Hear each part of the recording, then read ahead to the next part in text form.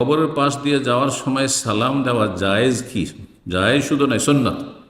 জি, যেমন মুসলিম জীবিতদেরকে সালাম দেওয়া সুন্নত, তার পাশ দিয়ে অতিক্রম করলে, আর জবাব দেওয়া ওয়াজিব, ঠিক তেমনি মৃত মাইয়াত মুসলিম কবরস্থান দিয়ে অতিক্রম করছেন, বা একটি কবর আছে সেখান দিয়ে অতিক্রম করছেন, তাহলে সুন্নত হচ্ছে যে তাকে বা তাদেরকে সালাম দেবেন। জি, এই ক্ষেত্রে যদি সালামের সুন্নতি দোয়া মুখস্থ থাকে তাহলে সবচাইতে ভালো, আর না হলে শুধু বলবে আসসালামু আলাইকুম রহমতুল্লাহ বারাকাতুহু, যথেষ্ট।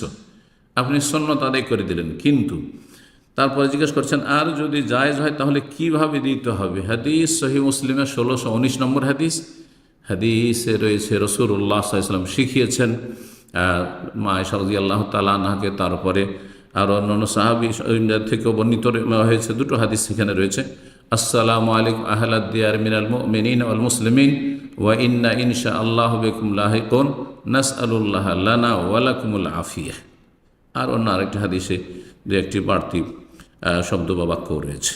জি, যে কোনো একটি দিয়ে আপনি সালাম দিতে পারবেন কবরবাসীকে। তবে তিরমিজিতে যে হাদিসটি রয়েছে, আসসালামু আলাইকুম ইয়া আহলাল কুবুর ইয়াগফিরুল্লাহু লানা ওয়া লাকুম আনতুম সালাফুন ওয়া নাহনু বিল আসার, এই হাদিসটি আমাদের বিশেষ করে হানাফি সমাজে এটাই শুধু মুখস্থ করানো হয়, আর একসময় আহলে হাদিস সমাজে এইটাই মুখস্থ করতো মানুষ, আর এটা আমাদেরকে মুখস্থ করানো হয়েছিল। এই হাদিসটি জয়ীফ, এটি দুর্বল, সুতরাং সে আমলটি ঠিক নয়। জি।